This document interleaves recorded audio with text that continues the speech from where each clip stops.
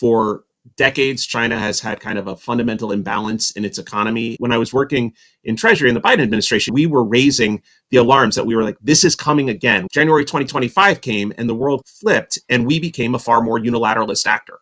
So we no longer were trying to work with everybody else. Honestly, I think the US is in one of our weakest positions vis-a-vis China we've almost ever been. The number of times people have said China's model is about to fail, and then it just kept on going, I think has very much left them in a position of saying, wait, why do I listen to you? There's nothing that terrifies Chinese policymakers more than thinking they might become Japan from the 90s. They look at what happened to Japan and they don't want to go down that road. Today's episode is brought to you by Teucrium. Learn more about how agricultural commodities can play a role in your portfolio by clicking the link in the description. Very pleased today to welcome to Monetary Matters Jay Shambaugh, economist at George Washington University and former Undersecretary of the U.S. Treasury for International Affairs. Jay, good to see you. Glad you could join us here on Monetary Matters. Thanks very much for having me. Jay, I want to ask you, there's a lot of theories about China and theories that the Chinese yuan is undervalued, theories that China is imposing strains on the world economy with its huge trade surpluses. What do you make of those arguments? What are your thoughts here? I think broadly that's all correct. I mean, I think for decades, China has had kind of a fundamental imbalance in its economy. It's a very, very, very high savings economy. And often that's good, but it's taken that to a whole nother level. It's also an incredibly high investment economy, but the savings is always higher. And so, the basic macroeconomic accounting identity, it's not a theory. It just literally the accounting is that your current account is your savings minus investment. So they save more than they spend. They've got to do something with that savings. So they're producing more than they consume. So that production has to go somewhere. And so that pattern has been there for a very, very long time. And it's ebbed and flowed. There were periods of time after the global financial crisis that kind of a real estate boom and an infrastructure boom kind of picked up more spending in China. But as those have fizzled, we've seen it start coming back. The surplus is coming back. And so I think when you see people write, it looks like the RMB is undervalued. I think what they're really saying is, look, the current account surplus is getting bigger. The trade surplus is getting bigger. And, the basic idea of the world economy is if you're saving, then I'm borrowing. And if you're producing too much, then I'm consuming too much. And so, when China was a much smaller economy 30 years ago, ebbs and flows in China's economy didn't matter as much to everyone else. But China is now the second largest economy. They're far and away the largest manufacturing economy in the world. So when things happen in China, they matter a ton to everybody else. And so I think that's why you're seeing a lot of concern and activity around this. This is something when I was working in Treasury in the Biden administration, we were raising the alarms that we were like, this is coming again. We're seeing this start to develop. We, as a world, need to get out ahead of this and put pressure on China and try to get them to address this by shifting more towards domestic consumption and less towards exports. And without doing that, I think you really do face some challenges. And then just lastly, I'd say, sometimes people focus on this very much at the macro level, and I think that makes sense. It's important. But the other key thing is China's economy, because it is not a pure market economy, right? It's very state-driven, is the state continues to drive resources towards particular industries at particular points in time. And you develop what originally the Chinese referred to, and then we at Treasury referred to, then they didn't like the word anymore, but overcapacity.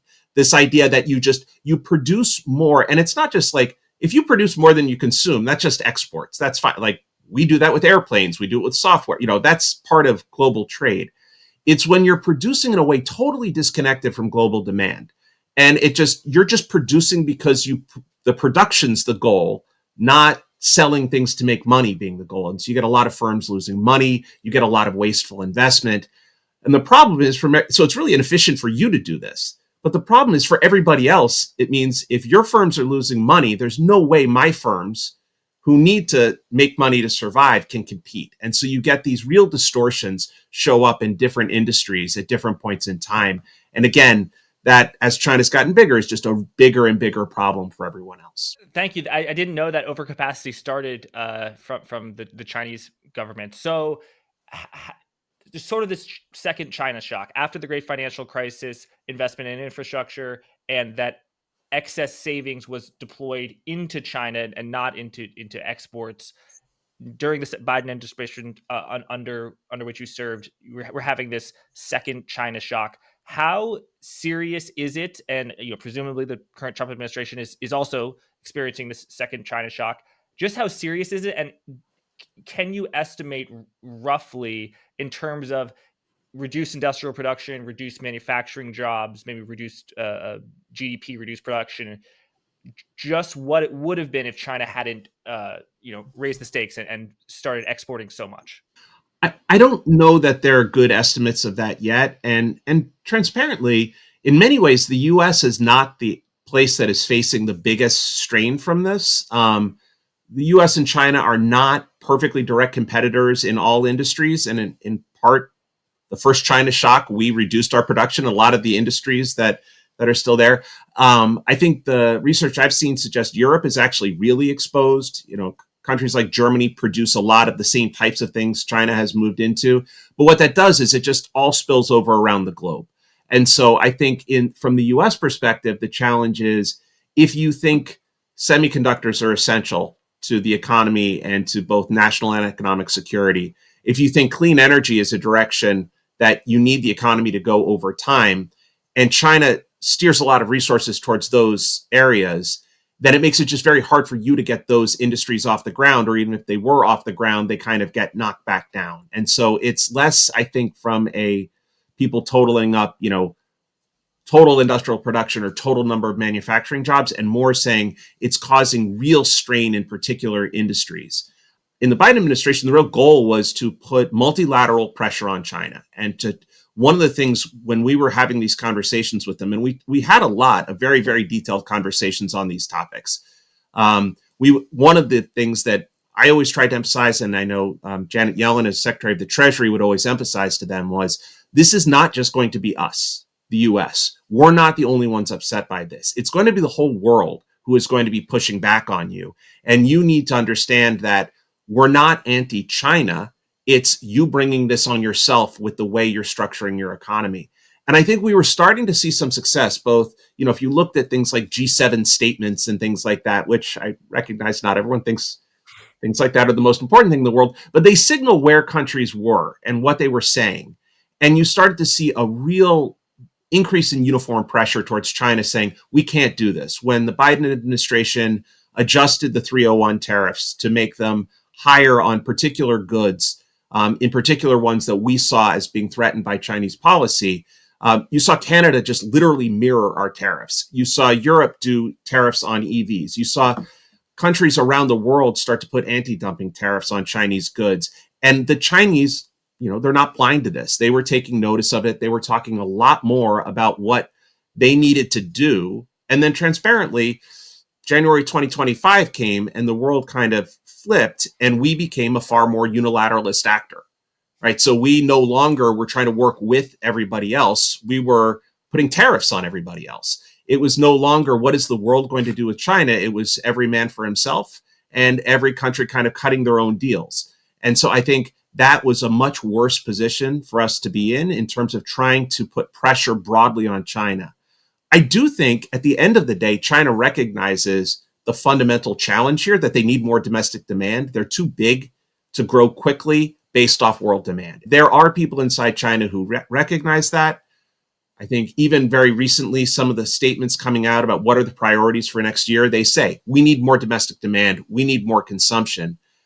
I think when you have the whole world kind of trying to nudge them in that direction, you get them there much faster and in a way that's maybe less confrontational than what we've seen over the last year. I'd like to think we'll get to a better place, but honestly, I think the US is in one of our weakest positions vis-a-vis China we've almost ever been. I think the kind of dialing up the trade war to a level that we ourselves didn't want to have exposed our own weakness. There were stretches of time where President Xi wouldn't take phone calls from the White House because it was kind of one of those, well, you are feeling the pain of your own actions. I'm going to let you feel it for a little while and let, Walmart and Target show up at the White House and say, hey, you can't do this. You can't have 100% tariffs on China. And then when we tightened the screws a little bit more, China ratcheted up their policies on rare earths. And you saw basically the Trump team folded in many ways. And I think that has left China feeling like, they're exporting less to the US. That's absolutely true. Their exports to the world are up, right? Like on average, including us, their whole world exports are up. So they're down to us, but they're just up by more to everybody else. So from their perspective, they increasingly, I think, view it as maybe the US market isn't the most important thing in the world to us. And maybe we can survive a trade war with the United States, and we have our own tools, restrictions on rare earths that can make them fold. And I think that has put us in a much more challenging position.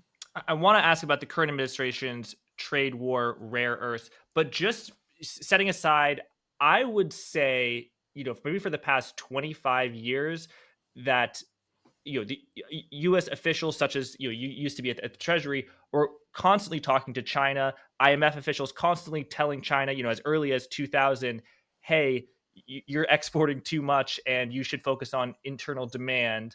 And that the Chinese officials were saying, oh yes, we understand this. That this has been an issue that's been going on for 25 years. So the issue is not there's no dialogue. There's been a dialogue for 25 years. So what do we actually do to have China do something about it? I think the key is China needs to recognize there's no other option. And that's why I was saying, to me, having the whole world kind of speak in a more coherent and cohesive message saying, look, we're not going to watch this movie again. We've already seen it. We don't want to watch it again. And we're going to use trade policy. We're going to use tariffs if we have to get you to redirect your actions.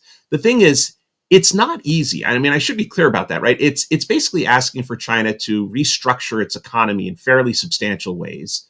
From their perspective, this has worked great, right? Like, it's the largest poverty reduction in the history of humankind, right? It is the most successful. The number of times people have said China's model is about to fail, and then it just kept on going, I think has very much left them in a position of saying, wait, why do I listen to you? And that was even more true after the global financial crisis. It was palpable, the extent to which they were looking around saying, wait, maybe you guys don't know everything. So I think there is a sense now that to get China to change, you need to show them that this really is the only option, because it is going to be hard. It is going to require them to allow households to have more power in the economy. If you are a state-driven economy with an authoritarian communist party, that's not a comfortable thing. You may need to strengthen the safety net, which President Xi just doesn't believe in. He calls it welfarism. He does not want to have a strong safety net. He thinks of the time, if you go back in history, the current leadership of China, many of them were the people who were kind of like sent down to the farms under Mao and things like that, and believe that suffering, brings strength and things like that. And so you're requiring a wholesale shift for them. And that's not something that they're particularly comfortable with. And so I think that's the challenge. The flip side is you have to communicate to them that there really isn't another choice, and it's not going to end well if they keep going down this path. And that's why I said it can't be the US versus China, because we don't have enough leverage to make them change their whole economy. You need to have the world communicating what needs to happen. And that's harder when the world is fractured. So totally get that it's harder when the world is fractured. But what specifically is the carrot and what is the stick? If I'm the in Chinese leadership and I'm saying, okay, this future over the next 10 years, we're going to totally increase electric vehicle production, and that's going to have some negative effects on the rest of the world. Maybe everyone in Germany, no one works in an auto plant anymore. Volkswagen is no more. Everyone's a podcaster, working in the services industry. Okay, but that's great for China. You are an official from Germany, US. What's your argument to me? The simplest one, honestly, and it's one we would say to them, and they would acknowledge, is you can't only be a seller. Like, you need to buy something from us in exchange. And so what exactly is it you're prepared to buy? Because one of the things I think you've heard, probably, since I know you pay attention to this space, the notion of de-risking and trying to be less exposed, things like that. China was de-risking from the West a decade before any of us were talking about it, right? The Made in China 2025 plan, which was launched in 2014, 2015, was explicitly trying to make them less dependent on the West across a whole range of industries with explicit global market share targets across a range of industries. And the goal was not to need things from the West.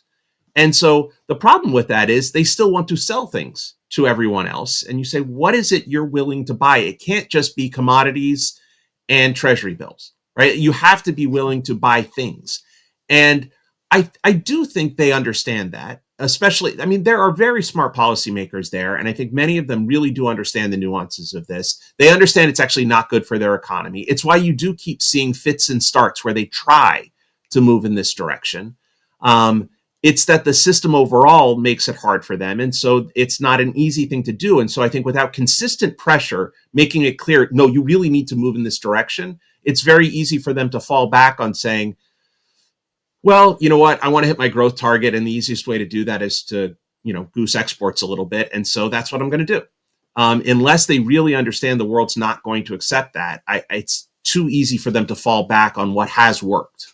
And that stick of the world not accepting that is what? It's tariffs, it's labeling it a currency manipulator. I know you've done a lot of work on that. Or is it something else? I think it's some combination. I think a lot of it is, trade policy and saying that, we're not going to accept certain goods from you, or we're going to tax them at a high rate because you are distorting global production in a way that we all think is unhealthy for everybody else.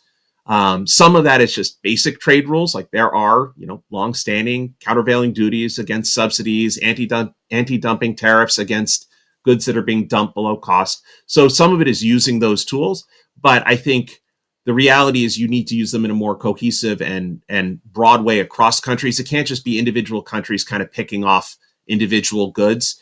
Because honestly, one of the challenges is if you look at the recent bout of overcapacity, a lot of it was in the clean energy space. And that's because that's where they literally just said, we want everyone to succeed in the new three. Every province goes out and tries to build factories in these three, even provinces that have no business doing this, that they are clearly going to get beaten by Shenzhen or other kind of more coastal industrial provinces. But they all think, well, this is what it means to be successful, so I have to do it too. That leads to just too many firms producing too much. The reality is, if you are a country in sub-Saharan Africa looking to expand your clean energy production, this is great, right? You're like, wait, I get to buy solar panels from China at 10 cents on the dollar of cost? Great. I couldn't afford them at cost, but I can buy them at 10% of cost. And so you wind up with a handful of countries who are saying, wait, no, but I still want to produce some of this too. And everyone else being willing to buy. And that's not an equilibrium that really works out. I mean, even Europe, who has tried very hard on EVs and to some extent on batteries, they looked at solar and said, our solar industry's already been wiped out. We're not going to restart it. There are more jobs in installation and maintenance of solar than there are in producing the panels. We'll just buy the panels from China. And so what you wind up with is, unless you have a more cohesive kind of worldview, every country just kind of picking and choosing a handful of goods it's going to try to protect. But then you're producing at a smaller scale because you're only producing for yourself and you're doing it inefficiently and at cost. And it leads to, I think, a not very good overall outcome. And so that's why I do think, when you say, what's the carrot, what's the stick? To some extent, the carrot is the world economy continues going to some semblance of what it's been, which has worked out really well for China. The stick is various parts of that economy start getting shut off from them. China does care about their reputation. They don't like being, the only country getting argued against at the G20 or at the WTO. They don't like that. And so and again, we can talk about the current administration later, but one of the challenges right now is we have made ourselves the bad guy globally, like on trade issues. And China has literally been picking up the mantle of multilateralism and saying we need to protect free trade and we need to protect. And you look at it and you say, wait, no, that you are not the bastion of free trade, right? But from their perspective now, they get to claim that and kind of face less pressure from everyone else, as everyone else is kind of now looking between two countries that are very hard to deal with and saying, well, I guess I'll just, make a deal with China. And what was your view on tariffs? What was the Biden administration's policy on tariffs of some of them limited being good? So you view that, and what do you think the Trump administration has gone too far? What's your current view of the trade policy as we've had for the past 11 months? Okay, so I'll answer the last part very quickly first, just so cards on the table. Like I always try to be a very I consider myself kind of a technocratic policy wonk, and so my own political leanings are whatever they are. But but I just want to be clear. I think their policies are awful. I think they are doing huge damage both in the short run and the long run. So I'll come to that in a second. But just I want to be cards on the table about that, and so you're not trying to parse things. In terms of what the Biden administration was doing, I would say the argument was, look, tariffs broadly are bad, right? They're a tax, that just by definition, they're a tax on the importer of a good. So it's not something you want to do.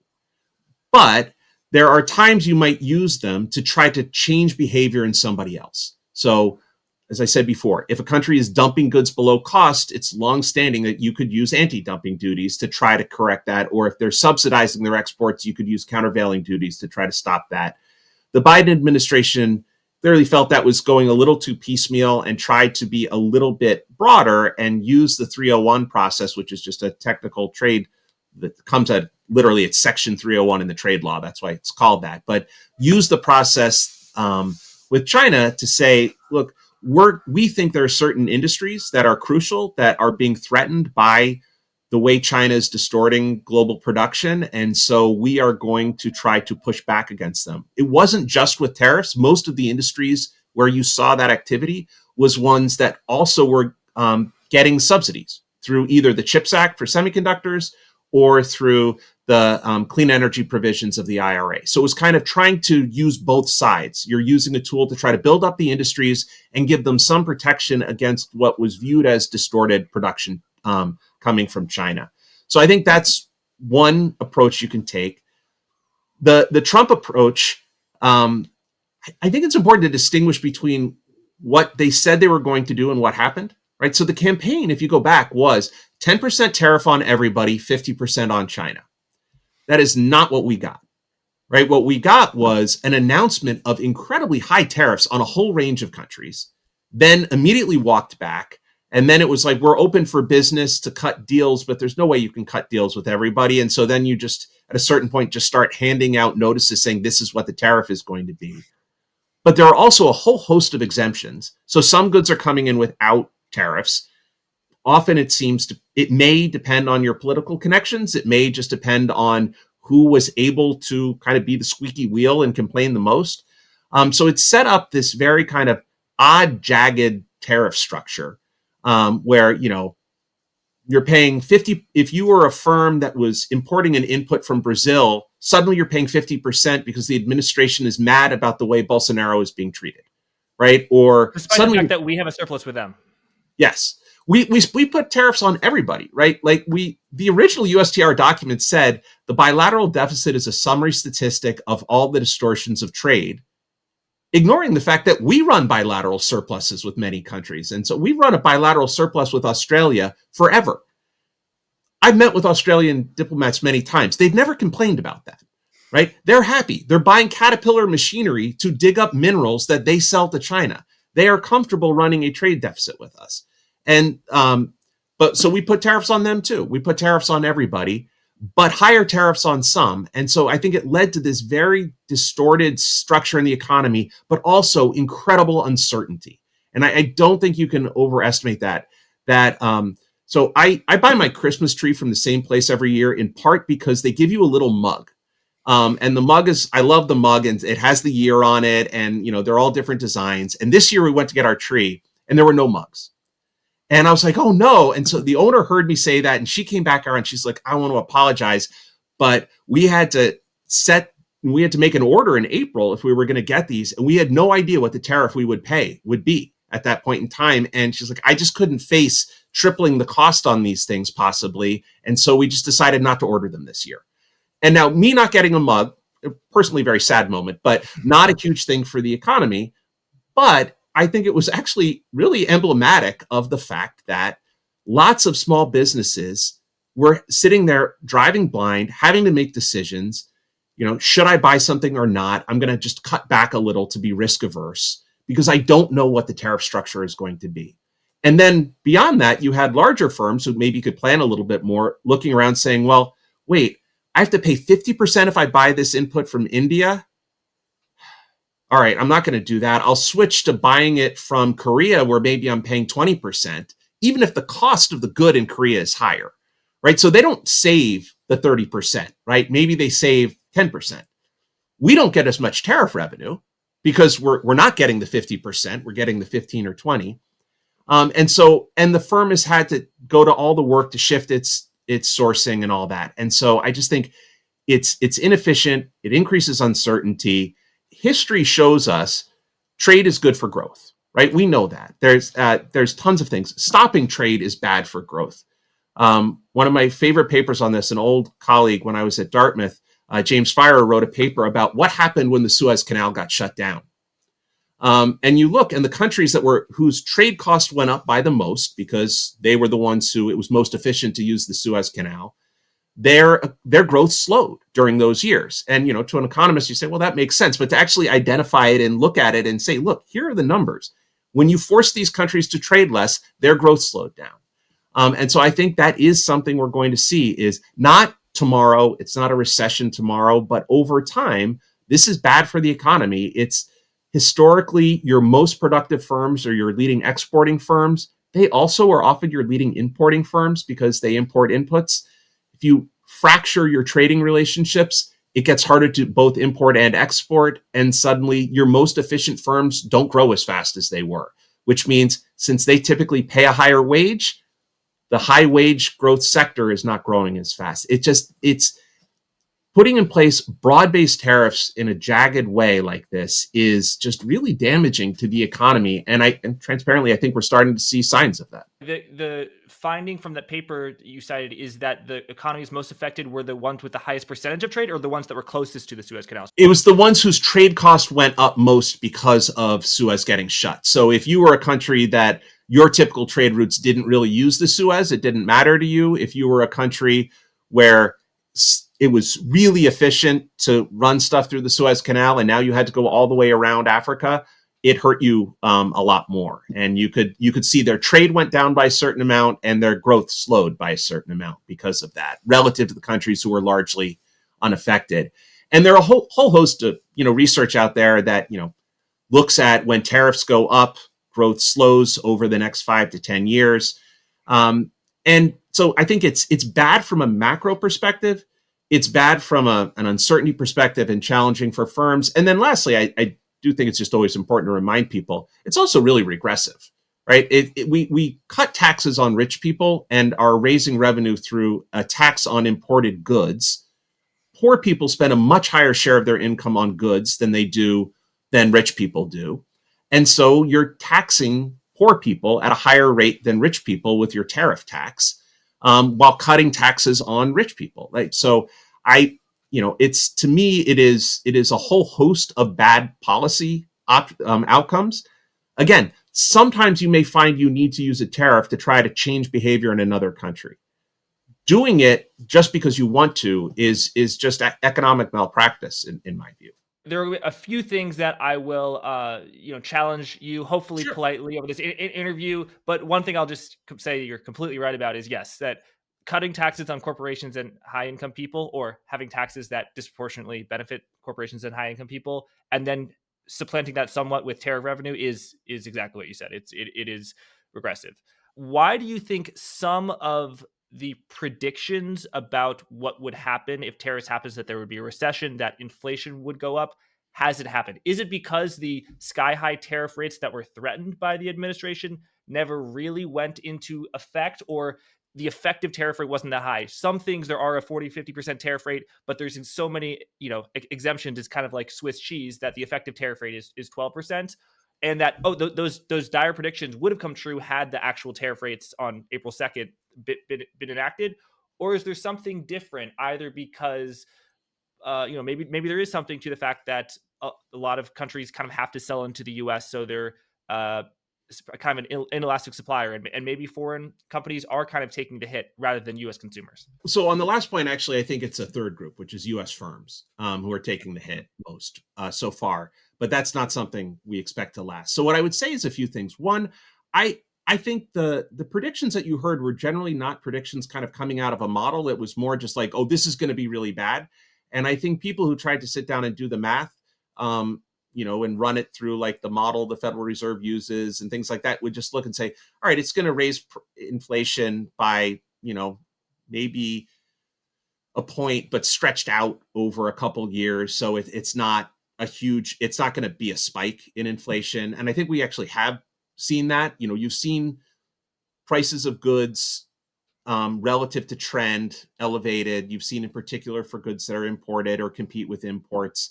It's not massive, but you see it in certain places. You see it in certain groceries where it's very hard to stock up ahead of time, things like that.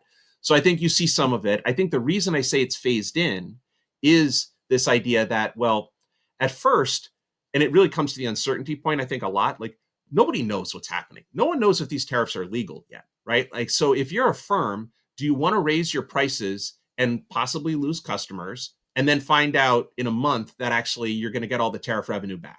So maybe you hold off on the price changes for a little while. That's one piece. Another piece is, we saw it in the data, firms just front ran the tariffs, right? They did a huge amount of imports in the first quarter of this year to try to basically stock up anything they could stock up. And so they're working through that stock. And so, you don't need to pass through all the tariff increases yet. So I think you've got both of those things happening. And so some is showing up in consumer prices. A little bit is showing up in possibly cut prices from abroad, but not very much. The best analysis I've seen. The biggest piece has been that middle piece, U.S. firms who have not passed through the cost increases yet. But I know you and your listeners, listen to earnings calls and things like that. You've heard more and more CEOs saying, we are going to have to pass more of this through in 2026. And so I think it's going to be one of those things that kind of continues to phase in slowly. On the other side of is this going to cause a recession? I think, again, part of it is exactly what you said, which is we did not keep 145% tariffs on China. We did not have 50% on everything. We've allowed, crucially, USMCA, or used to be called NAFTA, to operate. The reason that was so important is, auto production really would have been in trouble because the typical part, I think, moves across the US-Canada border like 5 times during the production of a car, going back and forth from different facilities. If you suddenly said you had to pay a tariff every time, that just, you couldn't do it. So you would have had to reorganize all your production chains and things like that. And I think it would have been really costly and disruptive and potentially would have led to bigger economic consequences. So some of it was just, we did not get everything that was stated was coming. I would also say, the economy is not great right now, right? Like, so inflation is higher than the Fed wants it to be. It was on a downward trend. Most people think the things that broke the downward trend largely was the tariffs. That has made it harder for the Fed. They've kept interest rates a little higher than they likely would have been absent the tariff shock. That has likely slowed the economy a bit. You've got unemployment rate that is rising. So I don't want to say all that's tariffs. The economy is a big and complicated place. And I don't want to say there's necessarily a recession around the corner or that we're in one already. It's just that I think you do see damage to the economy. I think the stuff I was talking about was, frankly, things that happen over 5 to 10 years in terms of slowing your best firms, in terms of inefficiencies creeping in. And so I think it just slows things down. You mentioned I worked at Treasury. In 2015-16, I worked at the Council of Economic Advisors at the White House also. And when you're the economist wandering around the White House, anytime anything happens, someone says to you, what's this going to do to growth? So you go back to your office and you work with your team. And even if it was something big, you come back to them and you say, yeah, about a tenth. You can disrupt a lot of things, and there's still people going to work. There's still people going to teach students. There's still people who are, working in dry cleaners or working in restaurants. There's still people doing a whole host of things. And that whole host of things is largely, not entirely, but to some extent insulated from all this. You're not going to throw the whole economy into a recession overnight from bad policy. It's just, you shouldn't do bad policy because it slows things down. And then the last thing I would say is, and I think this actually gets really kind of lost in the memory hole, but it roughly a year ago, and now I guess 14 months ago, if you looked at the cover of The Economist magazine, it was a rocket ship made out of dollar bills shooting up, and it said, "The envy of the world, the US economy." Right? And why was it saying that? Because our unemployment rate was low and steady. Productivity growth in the US just was surprising everything you were seeing in 2022, 23, 24, and has continued on that. You were seeing big investment booms, some of it AI, some of it clean energy, some of it semiconductor chips. So manufacturing construction was up. The economy was in a very sound place. The one exception, obviously, was inflation was too high, but it was coming down and getting closer and closer to the Fed's target. So it's hard. Like, you have to kind of try hard to just suddenly throw the US economy into a recession coming out of that. Typically, the way that happens, right, is some massive shift in the way risk is being priced in some asset class and things like that. And I think that's why people do worry about, will, there'll be a repricing in AI and things like that. But it's, bad tariff policy it's bad, but it's not something that causes a recession overnight. It might be contributing to one coming, but it's probably, anyone who said, "Oh, if we put tariffs in place on May 2nd, we're going to have a recession in June," I don't think that's a realistic way to think about how the US economy works. And the current effective tariff rate right now, that Yeah. current tariff rate, is that significant to slow growth and drive inflation? Or do you think it's in maybe that upper range of the sweet spot where it's kind of not that big of a deal? I don't think it's a sweet spot. I think it's higher. I also think, as I said, the the fact that it is 50% on some goods and some countries is what makes it more distortive and more costly. If you had just literally done 10% on everybody, I would have said that was inefficient, would have slowed growth, would have led to increased prices and be a regressive tax, but it would be less damaging than what we've done to get to an 11 or 12% effective tariff rate. The combination of the uncertainty and the kind of jagged nature of it, I think, makes it much worse than just what the effective tariff rate is. An effective tariff rate of 10%, probably, I'm trying to remember off the top of my head, because I did a short piece at Brookings on the tariff policy, and I think that over time could cost you 1 to 2 tenths off growth. Now, in the midst of a million other things happening, you might not even know what happened, right? But you have to do a lot to find policies that increase growth by 1 or 2 tenths. You should not just sit around and knock a couple tenths off your growth rate for no reason. And earlier, you critiqued not just the philosophy of the tariffs, not just the levels, but specifically how they were enacted and how there was a lot of threats and statements of extremely high tariffs and then walked back. You might call that chaos. Treasury Secretary Bessent, the replacement of your former boss, Treasury Secretary Yellen, has called that strategic ambiguity. What is the damage of saying it's going to be 60% and then it actually is 15% and then it's 0 and then it's 80%? What is the actual damage? I'd lump it in two broad groups. I mean, so the first is, I'd say, I guess I had to pour my coffee into a cup of strategic ambiguity this morning instead of a coffee cup, right? Like, so things didn't happen. Firms had to plan. Firms had to plan through the strategic ambiguity, right? And so some just did nothing. The one I didn't mention before that really is a challenge is, if you were thinking of increasing production, right? And you have to decide, do I do it in the United States? Do I source it from this country A, or do I source it from country B? What do? You have no idea, right? If the tariffs are going to stay really high, you're sourcing it here maybe, or maybe you're just not expanding production. If the tariffs don't go up on a certain country, maybe you're sourcing it there, but you don't know what's happening. So what do? You wait. The option value of waiting just goes way up under this strategic ambiguity. And so what you get is downward pressure on investment, downward pressure on hiring.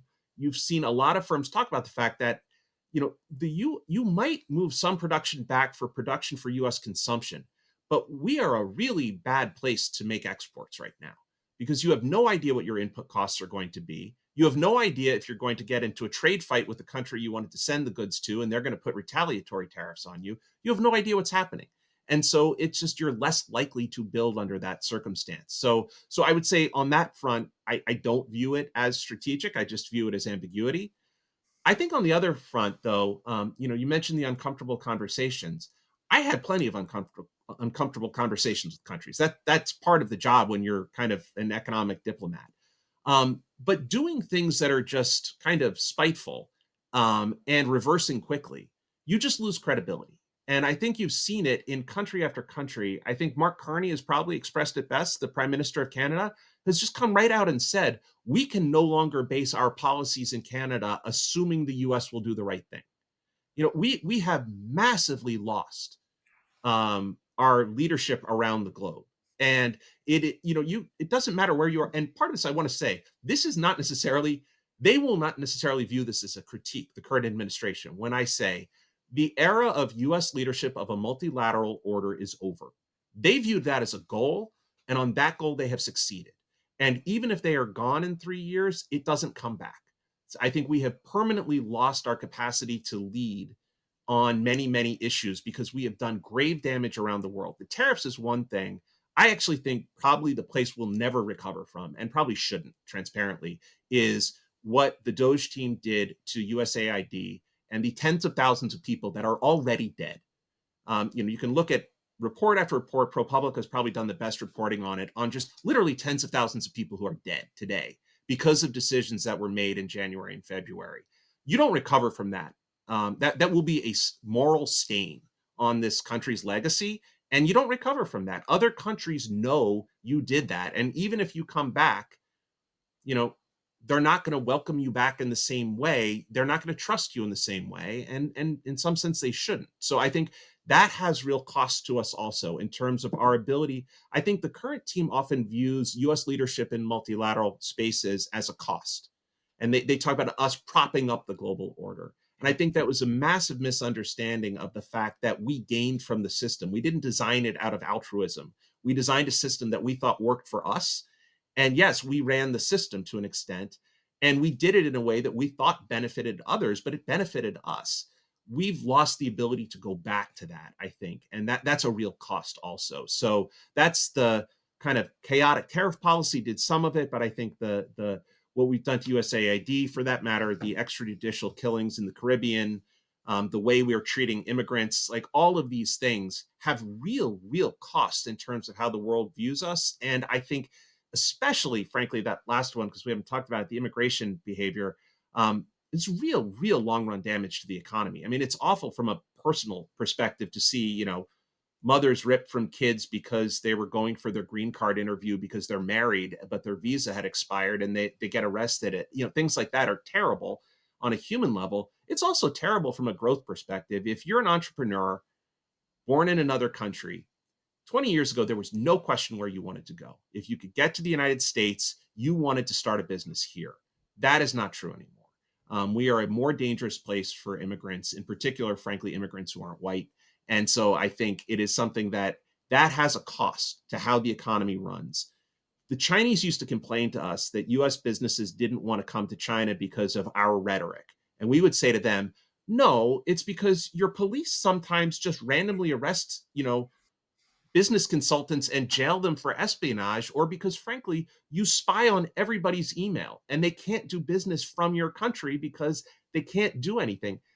We are making ourselves analogous in some ways, not on the exact same fronts, but we are making a place where foreign business people don't want to swing through the United States. Are you a sophisticated investor concerned about today's markets? With the ever-present potential for stock market corrections and the risk that bonds won't provide the hedge that they used to, you may want to consider adding an asset class that has historically offered stability when you need it most. The prices of agricultural commodities such as corn, wheat, soybeans, and sugar typically move to their own rhythm, driven by factors like weather and geopolitics, not the factors that move more traditional assets like stocks and bonds. Since inception in 2012, every time the S&P 500 has had a correction of 10% or more, the Teucrium Agricultural Fund Benchmark Index has outperformed. Getting exposure to agricultural commodities has always been tough for individual investors. And while it's not possible to invest directly in this index, Teucrium offers ETFs designed to give investors price exposure to these markets. If you're a professional investment advisor or a self-directed investor managing your family's wealth, Click on the link below to learn more about how incorporating agriculture into your portfolio can help diversification and protection. Thanks for listening. Let's get back to today's interview. I want to ask you about immigration and also World Bank, IMF, but just real quick, setting criticisms of USAID aside that may or may not be valid, just because people may not know, and I don't know. But you say tens of thousands of people dead. Are you referring to like programs for HIV stuff in Africa? To tell us about It's that. Just quick. so some of it is medical stuff. So some of it's PEPFAR, which was the thing George Bush started to combat AIDS primarily in Africa. But it's not just AIDS; it's also tuberculosis, a whole range of things where just clinics shut down because they got like literally were cut off overnight. But a lot of it's food aid. And a lot of it is just there are people in refugee camps who starved to death because we cut off food aid all of a sudden. And I have seen Secretary of State Rubio say, well, why should the world be so dependent on us? And if that's the view you have, I disagree, but that's a view. But you could have passed a budget that wound down USAID. Republicans had both the House and the Senate. They could have passed a budget that cut USAID funding, let the current funding that had already been appropriated, obligated in many ways, like different clinics around the world or food programs we're depending on. You could have told them, like, that's it. That's the last you get. And, that would have given them 3 months, 6 months, a year to try to scramble and plan and find other support and try to do something else. But we didn't do that. We just went cold turkey. Food rotted in warehouses because we refused to ship it. I think it was just, there was a view, you have to move fast and break stuff to get stuff done. That kind of Elon Musk's view of the world. And we did, we broke stuff. People died. And so I think that's a real, terrible thing that we've done. If you thought there were programs in USAID that were wasteful, and I'm not going to say there were, you can't find a large organization, whether it's government or business, that doesn't have something that's done badly. You could have tried to fix it. Or if you didn't want to fix it, you could have wound it down. But that's not what we did. And I think it's not the fact that we are less of a provider of these important kind of public goods around the world anymore that I think damaged our reputation. It really is the way we did it. Okay, and so going into this administration, I think there was a fear that not only would the administration cut down USAID, but it would withdraw strongly or not support as much as we have historically the World Bank and the International Monetary Fund, the IMF. How has it been now that we're close to a year in? So on World Bank, IMF, I think we've seen almost no activity that is analogous. I think so. Part of it is just there's not a constant funding stream that like is a target in a budget. That's one part. The other is, the IMF and World Bank are just such transparently good deals for the United States that I think it is hard for a rational actor to decide you're just going to go cut them up. It gives us a huge amount of influence on the one hand. It lets us, in some sense, put out financial crises around the world without it all being our money or all our time and effort. It helps in a whole range of ways to try to drive more growth around the world, which is eventually good for us as well. So I think in particular, the IMF, it would just be ridiculous to try to pull out. Certainly, I think if you read Project 2025, there were parts of it that said we should pull out of the IMF and World Bank, but there were other parts of it that said we should use them more strategically. And I think in some sense that part won, which was to say we should, they may have different views, Bessent and the current team may have different views than I did on exactly how you should run things. On the other hand, I have to say, I read his speech from back, whether it was April or May. There were parts of it that were really, really similar to a speech I had given. It's not, it's not the biggest partisan area, right? We don't want debt crises debilitating sections of the global economy. We don't want things, awful budget policy leading countries into train wrecks around the world. Like, that's not good for us. And if the IMF can help stand as a bulwark against that, good. Like, let's let them do that. And same thing with the World Bank in terms of the World Bank can help, generate more growth around the world in poor and emerging market countries. That's good for us. And so fortunately, thus far, we have not taken any kind of drastic action that would do damage to those institutions. I know there's been a preference for them to do less work on climate than they were doing. That's decision the administration can make. I would disagree with it, but that's their choice. The World Bank has moved more into nuclear than they had before. That was actually something that had started in the last year under the Biden administration. We had been putting pressure on them. Partly Congress really wanted us to, and so we were trying to do what Congress wanted us to. But so I think you're seeing parts where there's shifts in priorities a little bit, but I don't think it's been a radical shift, and certainly nothing like what has happened with U.S. foreign aid. That sounds like good news. Multilateral institutions are important. Talking about immigration, what do you think are the numbers of the immigration flow into the United States under the Biden administration? How does the split between legal immigration, illegal immigration, and I understand you're going to share your criticism, a fierce criticism of the deportations under the Trump administration, but the fact that illegal immigration has been drastically curtailed, would you consider that a positive, negative, or neutral for the economy and the U.S.? So I think it is not good for the U.S. to have large numbers of undocumented people in the U.S. I think actually, if you look in the Biden administration, and I'm not a pure immigration expert, I more know about the macro consequences. So I probably won't get into too many specific numbers on flows, but the largest section, my recollection is, were actually people who were being granted various protected statuses, and that's what's been rescinded, and then they become undocumented or illegal, right? So a whole host of countries were given, or different groups of people were given protected status. So those people coming in, if they're declaring for asylum or things like that, that's not an undocumented immigrant, and so they weren't violating. So it's not like there was a surge of illegal immigration or undocumented immigrants. I think the surges were actually more through legal channels. One of the consequences of that is, because they are legal, they are legally allowed to work, and they work through legal channels, not kind of under the table. And I think lots of people working under the table can cause problems in the labor market, because people who want to work legally are in some sense competing with people who will accept worse labor standards.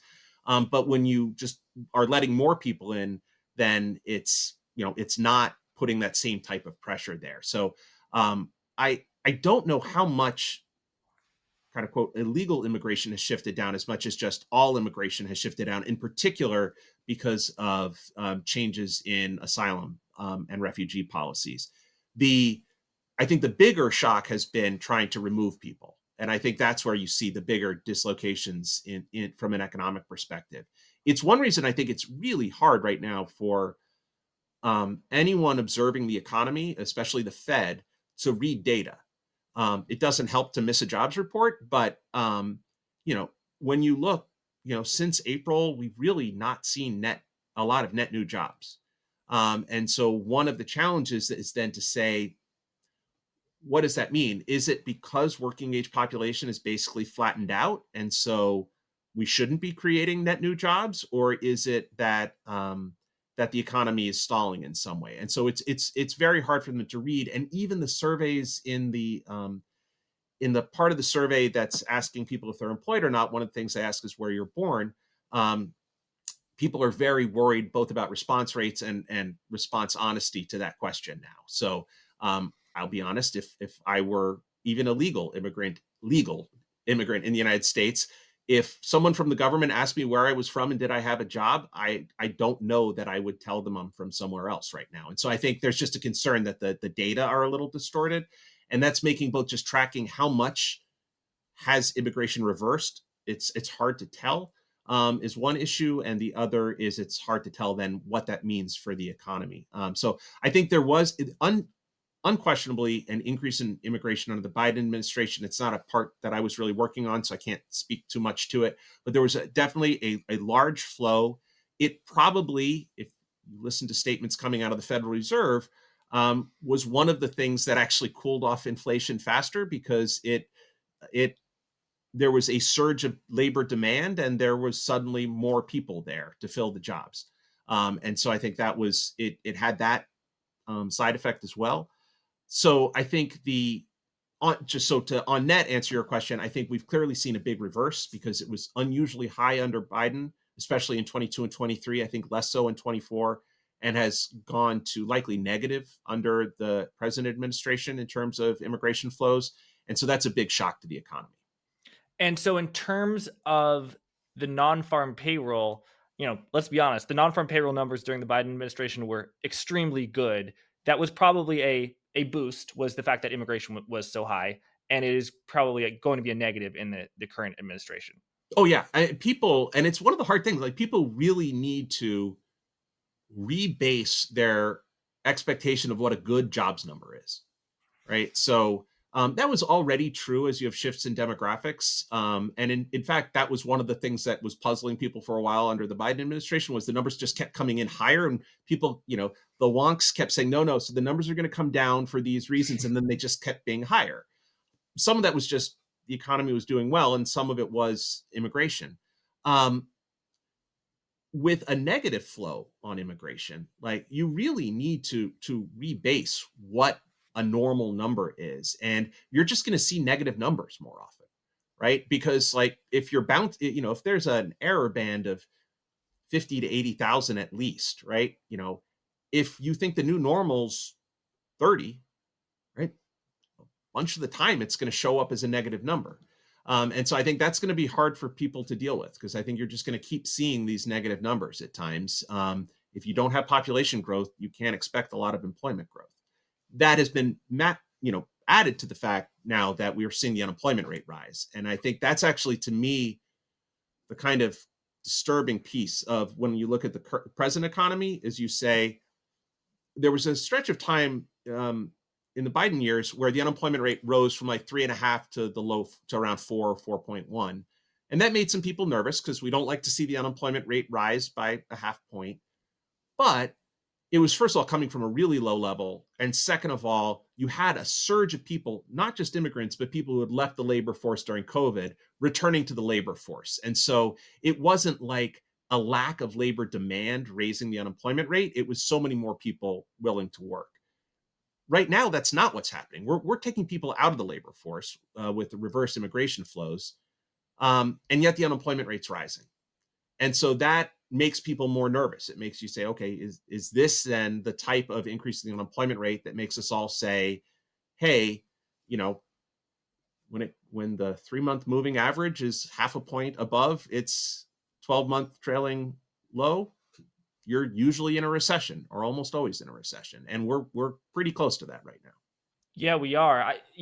There is the argument that, okay, labor demand is going down, but labor supply is also going down.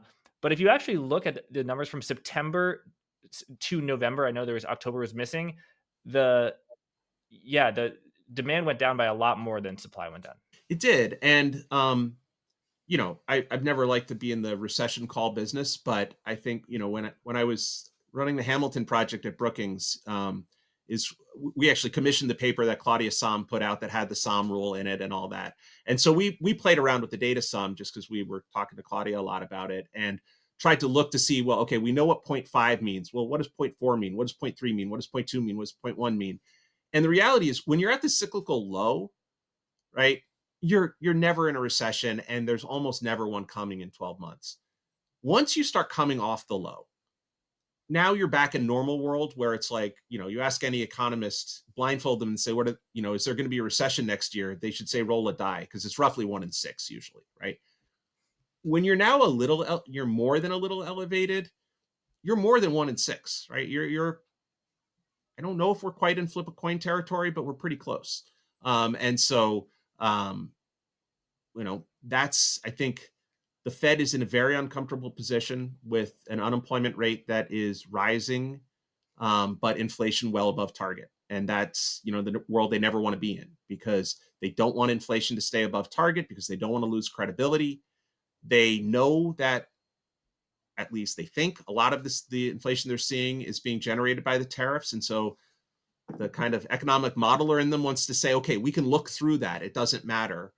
But if it gets phased in over time and kind of just basically keeps inflation a little bit elevated for 2 years, they worry that's going to build into people's expectations. And so they're trying to kind of walk that tightrope, instead of being in the world they were in late 24, where they were just saying, okay, inflation's coming down, we can kind of take our foot off the brake gradually and eventually just hover there and coast. And instead, they've kept their foot on the brake a little bit more than they would have wanted to. And now the unemployment rate's rising, and they're trying to figure out, uh, did we just make a mistake, or did we not have a choice? Were we just kind of caught between two hard forces here? But that's I think going to be a challenge in 2026. You mentioned the Fed. Who do you think would be best to replace Powell as chair of the Fed next year? It's hard for me to say. Because I don't know that, I don't think we're operating from a blank slate. Obviously, the Trump team has floated a certain slate of names. I think there are certainly lots of talented people out there who could have done the job. I I have a slight bias just because I know Chris Waller a bit, because when I was at Treasury, we often, there was a conference at the OECD that we were the kind of representatives for Treasury and Fed, and wound up traveling together a bunch. And I know Chris; he's a really smart guy.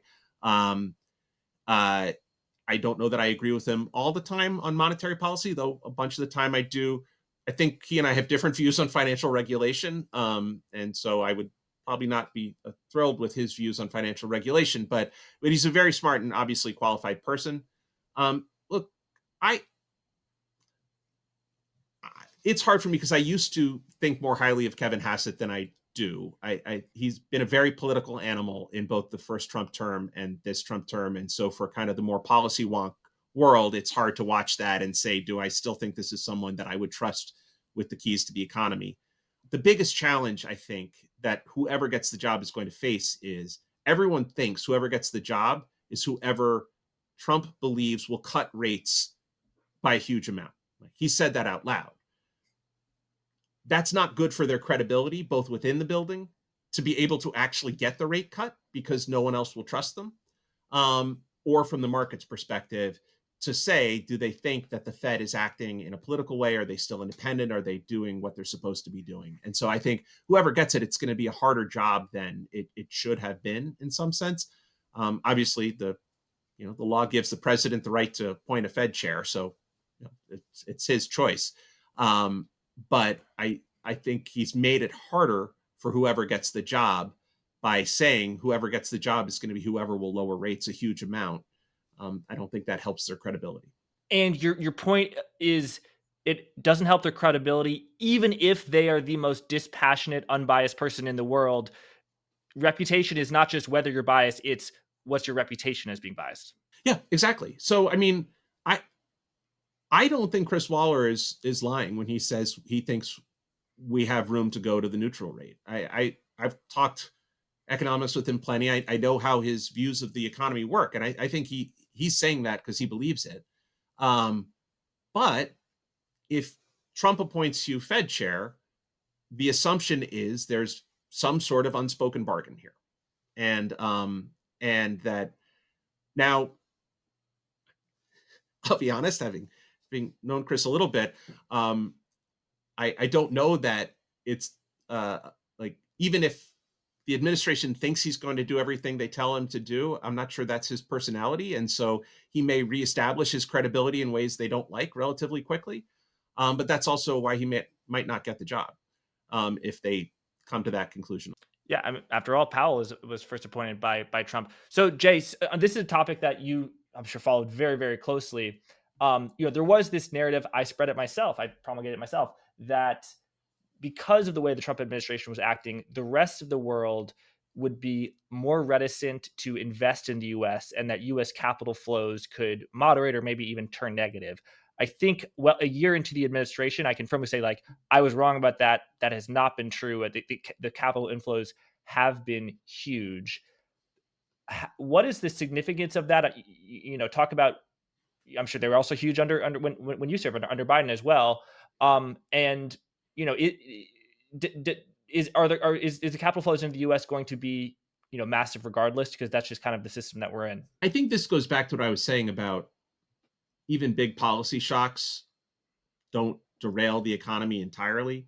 I think historically they do even less. I do worry. There was a good Wall Street Journal article the other day, or op-ed, about state capitalism coming to the U.S. and the notion that more and more what counts is how connected are you to the administration, and can you kind of cut a deal with them. And that's not the way our economy has typically functioned. It's, I think, been the strength of our economy is our innovation economy, and to simultaneously cut funding for innovation and research and things like that and kind of favor established firms, I think over time is bad. But in the short run, or even over the next number of years, right, we have a lot of the most innovative, successful companies in the world, in particular in technology and AI. And so if you're anywhere in the world and you are saying, I want to invest, I want to buy a small piece of the AI lottery ticket. And just in case it goes on to be this incredible profit driving engine, well, what are you going to buy? You're going to buy U.S. equities, and so I think that hasn't gone away. I think there was some evidence after the tariff announcement that the biggest thing you saw was people start to hedge out the dollar risk a little bit more, Mhm. because and that's part of what led to the dollar being weaker. So it wasn't that they were abandoning U.S. assets; they just no longer wanted. They wanted the exposure to Nvidia. They didn't want the exposure to the dollar, and so they were hedging out a little bit of that, and that shifted currency flows a little. But again, short of really overtly trying to wreck the economy, it's hard to destroy the engine of successful companies in the United States. And we have an open capital market. Other people are going to look at those firms and say they'd like to buy a piece. And so that part of it hasn't gone away. We haven't done anything so overt to like break the rule of law and contract law in ways that would make people think that owning a US firm means they won't get their money back. So in that sense, I don't think it should be shocking. I think um, I think right after the tariff announcement, there were some people wondering, would people still, for a while early on, you started to hear these different things about like, are we going to tax foreigners' holdings of Hmm. treasuries? Are we going to have capital controls? Are we going to things like that? And I think that talk has quieted down. I think had that talk continued or started to be put into action, you would have seen different behavior. But much like your point of we've got an effective tariff rate of 12, not 100. Some of the things that might have worried you most on does it make sense to own a U.S. equity may have not come to pass. And so I think that's partly why you haven't seen the huge shift. The other thing, though, just to remember, um, is we talked about the U.S. having a current account deficit, right? The flip side of that, like just by math, is a financial account surplus. And so if we are spending more than we earn, we have to borrow the money from somewhere. We have to get it from somewhere. And so it is actually, I will admit, one of the things that I know not just me, but many people have found ironic in the kind of twist your arm to demand investment from other countries is more investment from other countries leads to a stronger dollar and a larger current account deficit, which the president hates. Like it's like the one thing he's been consistent about for 40 years, other than not liking immigration, is not liking trade deficits. And yet, that one aspect of it, of demanding more foreign investment, that contributes to more trade deficits. So I've always found that a little ironic, but yeah. So we continue to draw in capital. I think we could do things to break that. I don't think we've quite gone that far. About those huge investment deals, Jay, the president had said $3 trillion I've gotten into the country, 7 trillion, and then I think as high he said 21 trillion. I don't think many people, who are nonpartisan, thought it was as high as 21 trillion. I did see an article in Bloomberg the other day from Bloomberg Economics, I believe, actually saying, "Oh, it's the Trump investment deals are not 21 trillion; it's only 7 trillion." And I thought, wow, that high, 7 trillion is a lot of money. So whether it's 7 trillion or 2 trillion, how significant is this going to be? And might it, as the president suggests, stimulate domestic production and building things in America once again, which I think we can all agree is a priority. I think it is almost impossible to tell because these things aren't generally written out deals. Like even all the quote trade deals, almost none of them have what you would normally think of as the writing down. So Yes. I I think there are a couple of different ways to view it. The most cynical way is that many countries have recognized the thing to do with Donald Trump is tell him what he wants to hear and then hope he gets distracted by something else. And so if you put timelines that are long enough, like you say, yeah, we'll invest $1 trillion over the next 10 years. And so to be clear, that seven wasn't like in 1 year. It was Yeah. Yeah. over Yep. the Yep. length of all these things. And so on that front, you look and you say, I don't know if they really intend to do any of this. I think the kind of the middle ground depending how cynical you want to be, is look, they're already doing various investments in the United States. We're a large receiver of foreign direct investment already. Lots of these countries know their firms are already going to be making investments in the United States. And so now they're just saying, we're going to count them. We're going to aggregate these up, say, hey, look, this is how much we did, even though they were already going to be doing it. And maybe they'll try to find ways to do a little bit more. The question there is, what does it mean? And so if what it means is just they buy more American companies, I don't know that that's helpful in some sense, right? Like, so if you just Stocks for buy, private companies or investing, capital expenditure. Because if they buy the S&P 500, I agree that's not very no, impactful. but even if they just buy a firm, right? Like, let's say a Japanese conglomerate buys out Nvidia. Is that good? I'm not saying it's bad. I'm just not clear it's good. Who the owner of certain, so if they're just buying existing assets, is my point, it doesn't change the productive capacity. The question is, do they in some way, by buying these assets, increase the capital expenditure capacity of the firms, or do they actually do greenfield investments and start companies or build subsidiaries here, or actually increase activity? And so that's why I said that, to me, that's the middle ground one. Is it's not 100% cynical about the numbers. It's just saying it's not clear how big an impact it has if what it is just buying pre-existing assets. Which, what would matter is, do you do investments that actually increase the productive capacity in the United States? And I think that is going to be less dependent on deals that are cut or statements that are made, and far more dependent on what does the landscape of the US economy look like? Does it still look like what it's looked like for the last 30 years, where it's a great place to start new businesses and new structures and invest in new industries? If it does, then you'll see foreign firms continue to do what they've always done there. And do some of these deals put a thumb on the scale to try to increase it by creating funds that are directed towards finding those opportunities? Maybe. And so it's possible. I don't know where I should fall until I start to see the numbers and start to see activity between the, I know the 21 is fake. How much of the 7 is real? The 7 is what's been promised, but how much of it's real? Or is it real, but just buying US assets, or kind of to the one place it'd be substantial is it actually increasing productive capacity in the United States? And I think it's impossible for anyone to know yet. I want to end where we started about China, and I'm going to ask specifically, why not strengthening the Chinese yuan? Wouldn't that restore a lot of imbalances? Brad Setzer has made this argument. The yuan is undervalued. It's far too competitive to make things in China.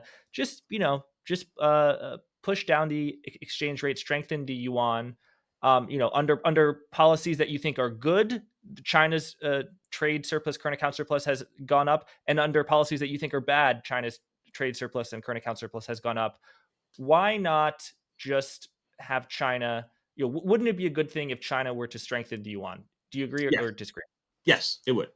So I think it's undervalued.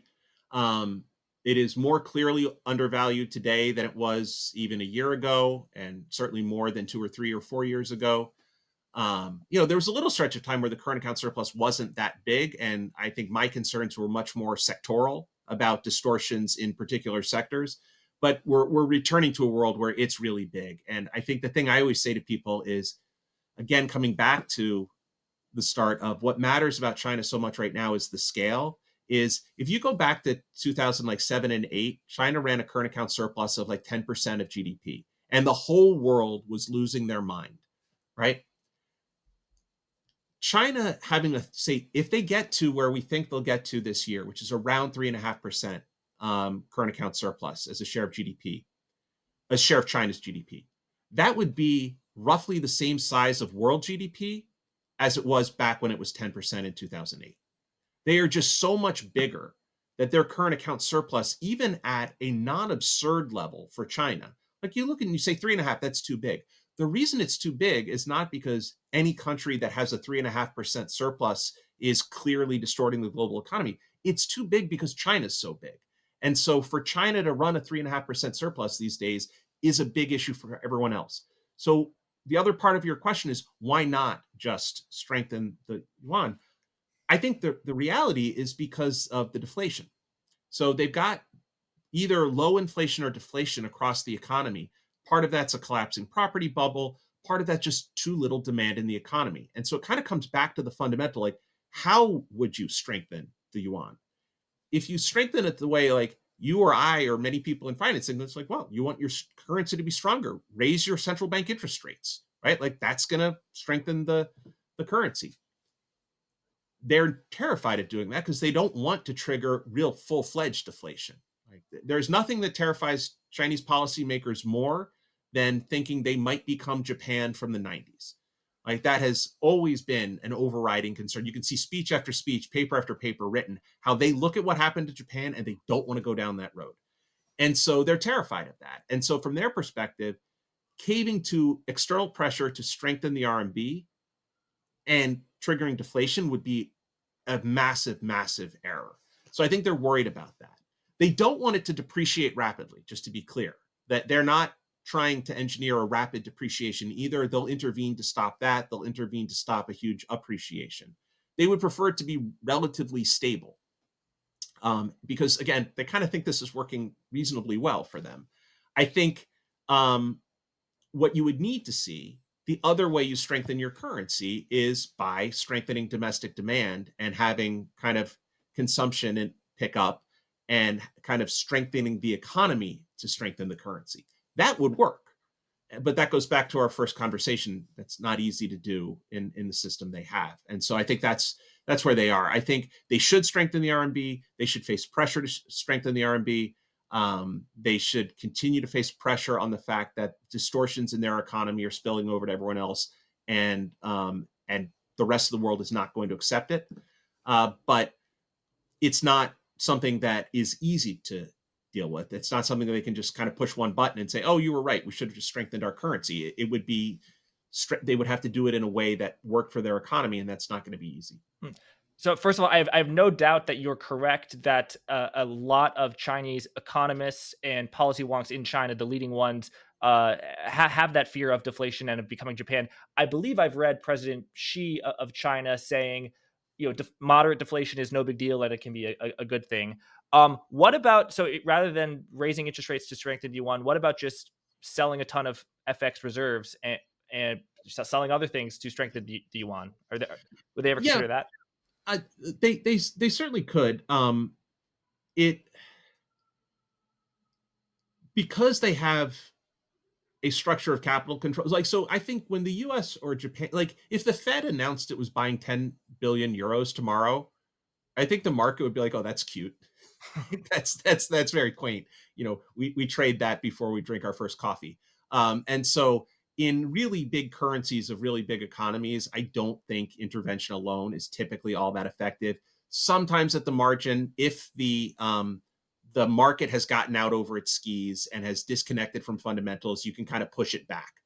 But typically, unless what it's doing is signaling changes in future policy in ways that change people's expectations, it's hard for intervention alone in a big economy with open financial markets to have a big impact. And I think if you just look at what's gone on with Japan since 2022 and their interventions, which I don't think have moved, they've moved the yen temporarily, but not structurally.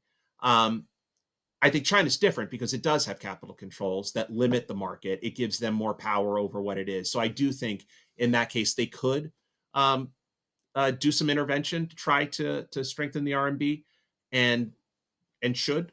I think it would be more durable and more lasting if they did it in a way that was part of a cohesive policy.